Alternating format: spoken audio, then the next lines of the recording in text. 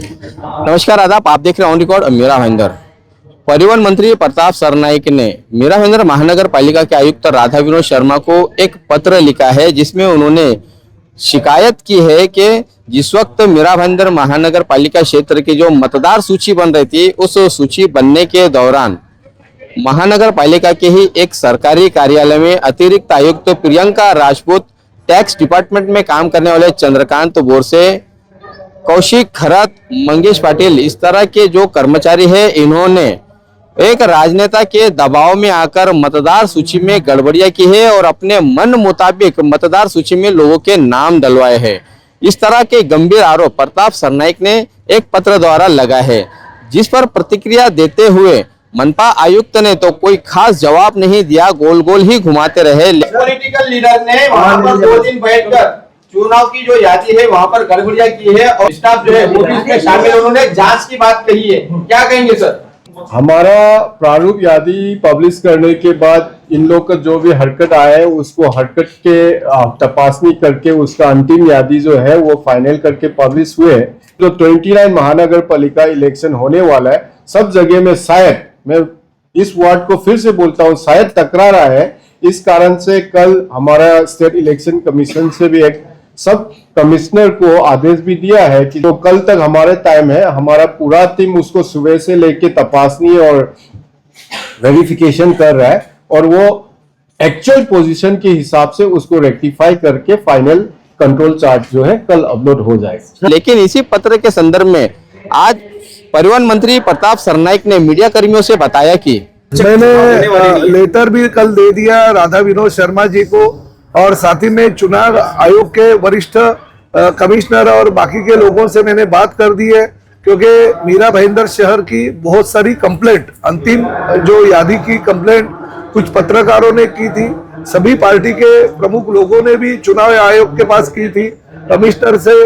उसके बारे में बात की थी और हमने वो सब देखते हुए कुछ महानगर पालिका के अधिकारी और कर्मचारी कुछ पार्टियों के साथ मिलके कॉर्पोरेशन में 2 दिन में उन्होंने कुछ अलग ही चमत्कार किया, ताकि अंतिम यादी में प्रारूप में अलग और अंतिम में नाम अलग जो पार्टी के जो वोटर है ऐसा उनको लगता है। हालांकि वो सभी वोटर उनके नहीं रहते, मगर उन्होंने वो हिसाब से प्रभाग क्रमांक 4 हो चाहे प्रभाग क्रमांक 24 हो, इसके जैसे बड़े बड़े 7-7, 8-8 हजार वोटर एक वार्ड में अलग किसी भी जगह से लाने की उन्होंने कोशिश की, मगर उनको लगा कि अंतिम चुनाव, अंतिम यादी होती है वो अंतिम ही होती है, ऐसे कुछ नहीं होता है। अगर इलेक्शन कमीशन को या हमारे जो लोकल अथॉरिटी है उनको अगर समझा के देंगे और उसमें अगर गलतियां हो गई ऐसा उन्हें अगर लगेगा तो निश्चित रूप से उसमें बदलाव करने का अधिकार जो है इलेक्शन कमीशन को है। और मुझे पता है कि ये सारी कंप्लेंट देख के, और खाली हमारी शिवसेना पार्टी की नहीं, प्रताप सरनाईक की कंप्लेंट नहीं, बल्कि सभी पार्टियों की वो कंप्लेंट है एक पार्टी छोड़ के, तो निश्चित रूप से इसके ऊपर इलेक्शन कमीशन कार्रवाई करके मतदार यादी जो है वो अंतिम करेगी। और मुझे जो अंदर से मालूमात मिली है, मतदार यादी में, अंतिम मतदार यादी में बदलाव ऑलरेडी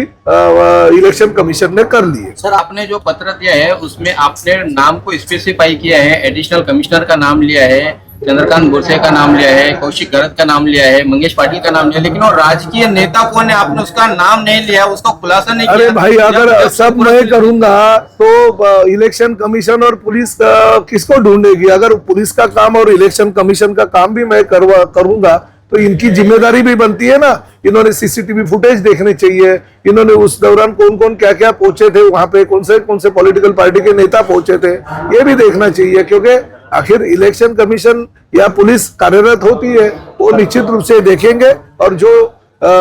लोग हैं जो इसमें शामिल है उनको सजा देंगे। और आखिर तो मैं राज्य का मंत्री हूँ, 16 तारीख के बाद में तो आखिर मैं मंत्री के रूप में रहूंगा ही ना, तो कार्रवाई तो होगी ही जरूर, भले आज नहीं होगी तो 16 तारीख के बाद में होगी। परिवहन मंत्री प्रताप सरनाईक ने जिस पत्र को देखकर पूरे शहर भर में खलबली मचा दी है और प्रशासनिक अधिकारियों की नींदें उड़ा रखी है, उसी पत्र के संदर्भ में उन्होंने ये भी कहा कि 16 तारीख को जिस वक्त चुनावी नतीजे आएंगे उसके बाद में भी वो राज्य के परिवहन मंत्री ही है, वो भले ही इस चुनाव में नहीं लेकिन चुनाव के बाद में जरूर पत्र का पूरा खुलासा करवाएंगे, पूरी जांच करवाएंगे और उसमें जो भी दोषी पाया जाता है उन पर कड़ी से कड़ी कानूनी कार्रवाई करने लगाएंगे। देखना है कि जो पत्र मनपा आयुक्त को दिया गया है उस पत्र को लेकर मनपा आयुक्त क्या भूमिका अपनाते हैं और क्या वो निष्पक्ष तौर से इस पूरे मामले की जांच कर महापालिका पारदर्शिता से काम कर रही है ये साबित कर पाएंगे या नहीं, ये आने वाले समय में पता चलेगा। आप देख रहे हैं कैमरामैन आरिफ कुरैशी और साबिर शेख के साथ ऑन रिकॉर्ड मेरा भाईंदर। धन्यवाद।